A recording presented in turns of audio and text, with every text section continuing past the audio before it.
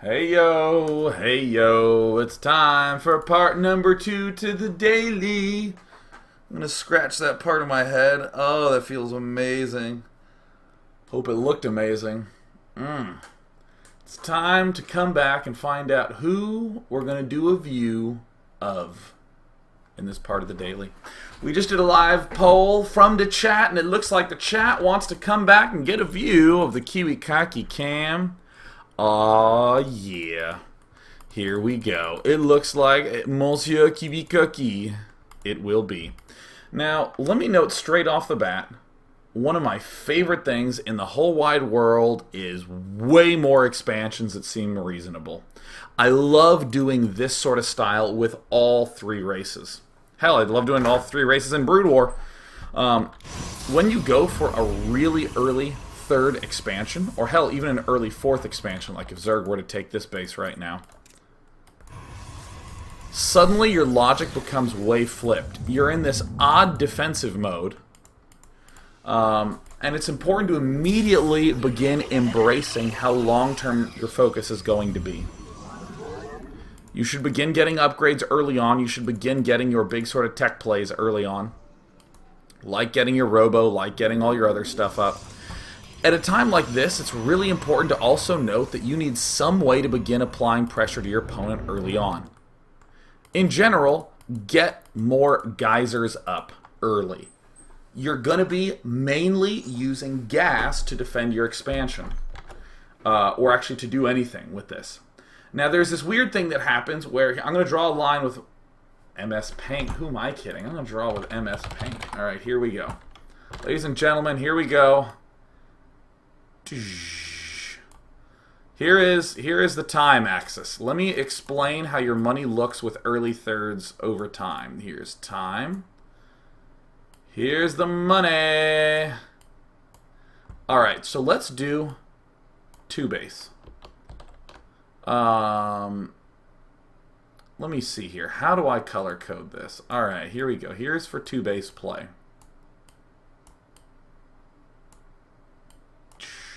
Is that how I want to do this? Maybe I want to do it two base and three base at the same time. Yeah. All right, here we go. Here, I'm going to do it like this. Red is going to be two base. Two base. And then green, what we're seeing this game, is going to be three base. Alright, so the way that your two base will generally look is we got our money, we're slowly starting to get more money up, and then we expand right here, right? Here's Expo. And then we kind of get this, and it kind of begins to go on up like that. Right when we expand, it's actually a little harsher than this. It actually ends up, our money dips down quite low right after the expand. And in this period right here, this is when we are doing things like building extra SCVs. This is when we're building extra supply depots, building overlords, building defenses. We haven't quite gotten to make use of this expansion at all yet. We haven't really quite gotten any momentum. And this vulnerable period is where timing attacks happen, where a guy expands and you're hoping to maybe bash him back down, and then he can never really get this big momentum up. With three bases, the following weird thing happens where, yeah, you sort of follow along, all right, cool, and then you start to come up again. You start to come up again. I'll do it like this, and then again, you hit another expo. Let's see here. Let's do black. Oh, this is coming out so beautifully. And what I'm actually going to do is I'm going to extend this line of money. I'm like figuring out the best way to do it as we go along. It's like totally unintentional, but yeah, we're going to do something kind of like that. That's the way your money looks. If you go for a three base play, you have this other odd period of like nothing, and then obviously this sort of thing ends up happening. But what I want to note, this is something that I think this whole idea, I think a lot of people can sort of either know about, but at the very least, many people can watch and get this right now. Now let's do something really weird. Let's make a blue line your gas on 3 base. Your gas will actually kind of do this. It will start to slope up, and then when you get your expand, that will actually go right up really, really, really, really quickly.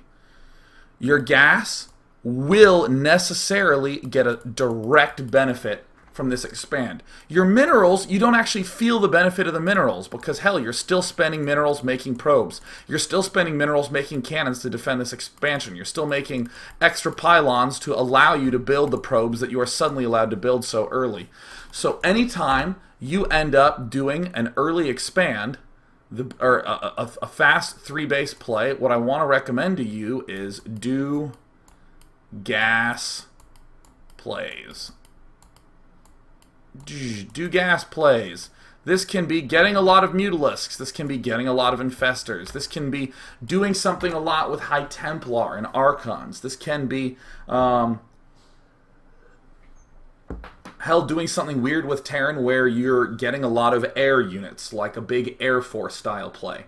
You should be doing a lot of gas-focused plays. You can do a lot of sentry type stuff with these early, with this early set of 3 assimilators. This isn't just an extra base with more minerals, because the fact is that your mineral line, this green line, always lags way behind your gas line, which can always get strictly better. The most common way that we can end up exploiting this is with Zerg. We expand a lot, and then we go Mutalisks, and we can keep our Mutalisk production really rocking out hard, and do weird things like transition to Infestors.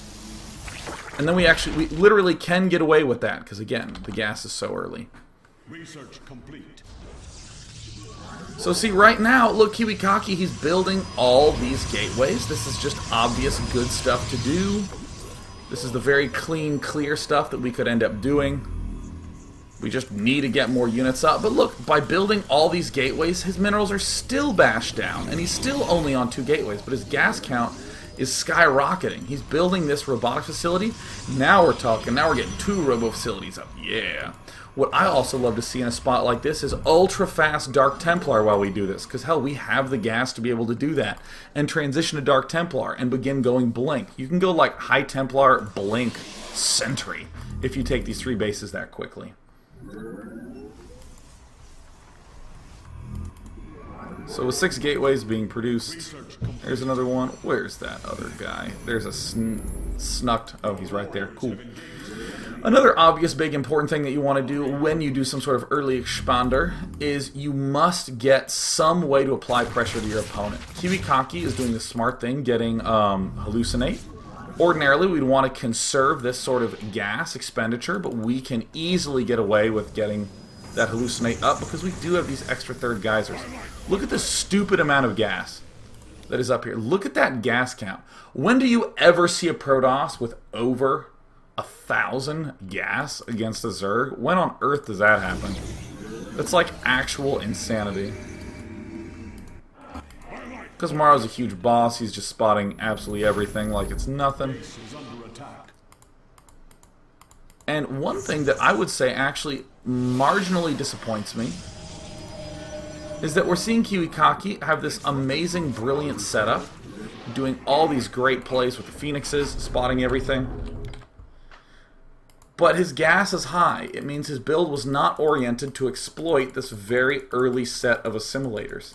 What I would have much preferred is something like a really rapid tech to High Templar, to begin building a big army of like Stormers and Blink Stalkers. That makes a lot more sense to me. This does not make as much sense to me. They've broken through. Then again, there's not really that many Protoss units that are gas heavy. I'm talking like real straight gas heavy, the way Mutalisk or an Infestor is gas heavy. So this is another move of brilliance by Kiwikaki. So let me back up to right about here. What information did Kiwikaki get? He poked around, he scouted, he saw a decent number of Roaches and Zerglings with the Phoenixes. He saw a very fast Hive, and he saw a very fast 4th. As you heard me before the break, I said that, well, if I were in Maro's spot, I'd probably get a fast hive and a fast fourth, and that's exactly what he did. Done. Cool. Great. Really easy, good response, because our Protoss buddy can't exactly put that much pressure on us. So this is an odd moment where there's suddenly tension for Kiwikaki. He's doing good long-term plays, getting all his ups, beginning Colossus production 2 at a time. This will allow him to do a big push in a moment. His poor mortal's an idiot. But Kiwikaki does something that very few players do, which is to expand mega fast in response to this. He's preparing for this upcoming attack. He's getting a Stargate. It's somewhere around here. There it is. What we've seen Liquid Hero do very often is immediately throw down a number of Stargates whenever he sees some sort of hive tech coming and just begin churning out Void Rays, staying relatively low on the overall gateway count and focusing on the robotics facilities and the Stargates with all his chrono boosting might. The fact that there's one forge, I guess, bugs me a little bit. If it were being non-stop chrono boosted, that would be one thing. But Kiwikaki is now going to go into straight up defense mode. And I'm sure as many of you are wondering, well, why doesn't he just, I don't know, maybe begin doing some sort of Warp Prism harass? I think that's exactly what he should do. Like, straight up. I think Warp Prism harass is increasingly becoming the straight up standard thing to do. The obvious standard thing to do. It's just way too good. And of course, now we see Kiwikaki transitioning into the Fleet Beacon. He's going to be going for the Mothership. And you know what's kind of funny about Kiwikaki's play at this point in time? It doesn't necessarily look so difficult, does it? There's nothing too complex. That Zealot play to figure out the way to get the third up to defend and put pressure on, that's the hardest part. Since that time, all you need to know is build a lot of sentries, get those Immortals up. Boom, we got the Immortals up. And then we're just going to get the Stalkers, which we kind of need to do, and we're going to get the Colossi, which also seems pretty intuitive. We would want Blink at some point. Seems great. I think the only thing that Kiwikaki could have seen that would make him a little leery of taking that fourth right away is if he saw the Spire was done and a decent number of Mutalisks were out. But he saw just Roaches and Lings. Easy. As long as I have a high enough sentry count, I'm safe. Do not be shy about building extra sentries. Often people will just build 6 at the start of the game and never build them ever again, but look at your gas count. The more expansions you have up like this, the more liberally you can build those gas-heavy units. Big series of missed force fields there. But yeah, I remember you Zerg Buddy players asking questions like, well, how do we put pressure on? That was a question we got asked right at the start of the daily. We were asked, how do you end up putting pressure on these expansions? Well, easy. You just do drop plays. You do things like hit 2 places at once. And if we pop to the Units Lost tab, it looks bad for Maro, right? It looks real not happy for him. 3,700 for 1,700. This drop didn't, or this attack didn't do much. This drop kind of lost straight up. However, what I want to note that we're seeing Maro do is he's just gobbling up the whole map. He already has 4 bases up. He already has his hive up. His Greater Spire is getting close to completion. These plays literally have one goal that they need to accomplish, which is just to keep Kiwikaki on the defensive mode. And defensive mode he shall be at. We also have a Mothership coming up. Oh yes, from the main Nexus, apparently. In any matchup, the more spread out you get, the more you have to defend your backsides. Whatever that may end up being. Like right now, Maro should have some spine crawlers here, just to deal with some sort of drop. Because if all your units are going to be out here in the front, you definitely are going to be leaving yourself more and more vulnerable at the back. Kiwikaki at this point in time does a series of weird decisions that I don't really like so much. We see all of these spine crawlers up. We now see the blink up. 1-4, 1-4, 1-4, 1-4. We now see weapons level 2 up. And despite Kiwikaki's brilliance of arranging this build together, I feel like at this point in time there's been way too much passivity from Kiwikaki. In some circumstances, I guess that can be okay, but I mean, there's like 7 Broodlords coming at him right now. There they are. That is so dangerous. So, kind of humorously enough, as we've watched from just Kiwikaki's angle, we see suddenly the strength in what Morrow ended up doing. At the start of the daily, or maybe it was at the start of this part, I said that one of my favorite things of all time was taking way more early expansions than I can get away with. Just ridiculously way more expands than I can get away with. I like defending, and I like having huge power plays, and in particular, I love doing gas plays. Hell, you know what? Where's my mouse cursor? Yeah, let's go ahead and extend that. Yeah, I love doing gas plays. So cool. I established that. Boom. Anytime you're playing against that, your instinct is to attack. Your instinct is to jump into action, try to kill him before the ground gets, or before his play gets going. But we see Morrow, interestingly, did one push here. He did a drop back here. And now Kiwikaki is ready to go. Oh, crap. No, look at that. There's the Broodlord Cocoon. And there would have been a very difficult road ahead of Kiwikaki, were that the case. If your opponent is going into passive mode, you can either attack him really hard, or you can tech really hard knowing he can't attack you. And that's what made Morrow look so strong.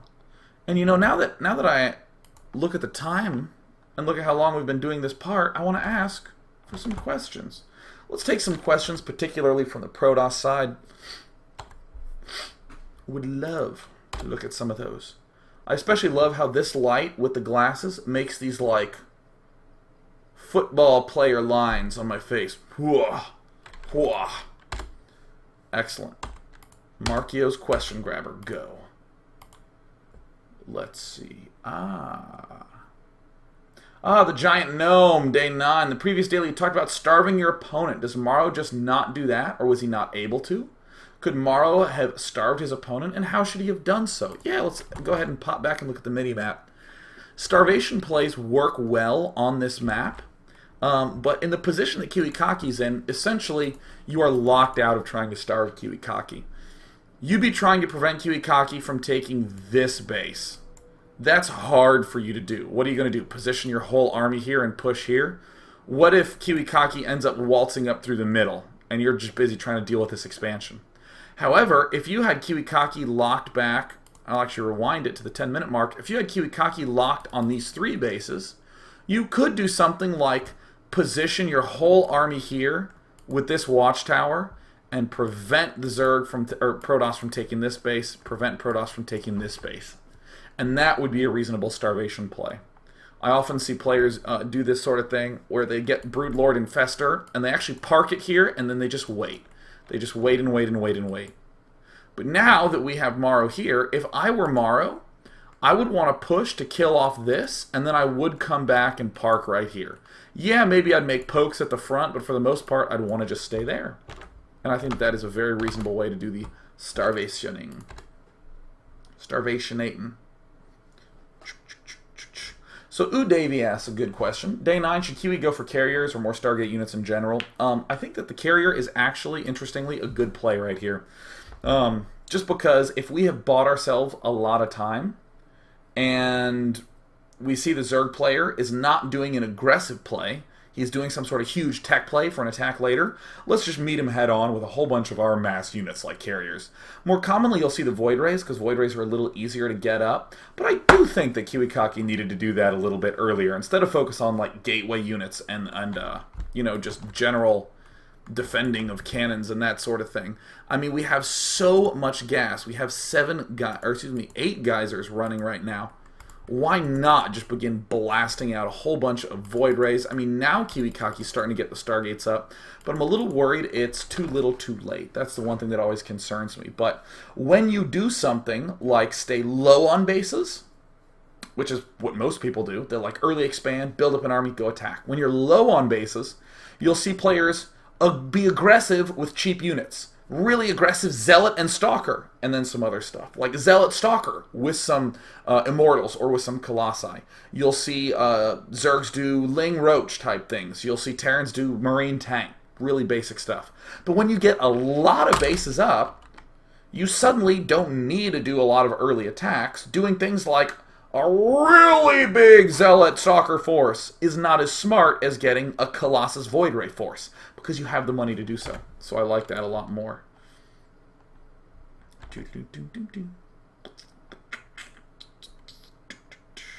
So Walnut 1, Day 9, how do we stop top left expands from Zerg? One of my favorite things ever in a spot like this is just to go speed Warp Prism. Get a bunch of gateways, go speed Warp Prism, and then don't make that many gateway units at the front. Just make Colossus Void Ray Stalker at the front, and then go drop them all the way over the place. Seems reasonable to me. Speed Warp Prisms are good. I'm going to take one last question before we go away.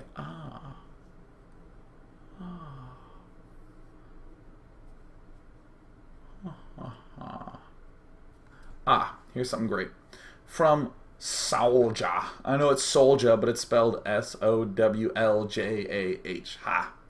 Playing as Protoss, do you agree that even a few DTs on the map to attack separate expos while you attack the main army would have been a good choice? In a lot of circumstances, I would say no. I mean, the answer that I'm going to get to is, yeah, I think Kiwikaki should do that. But the more important thing is that in a lot of circumstances, I would say no. Why? The best strategy is not the strategy that adds the most things. It's the strategy that takes away the most things. I think the super Zen way is the strategy is not perfect when there's nothing more to add. It is perfect when there is nothing more to take away. Way more Zen. Maximum Zen achieved.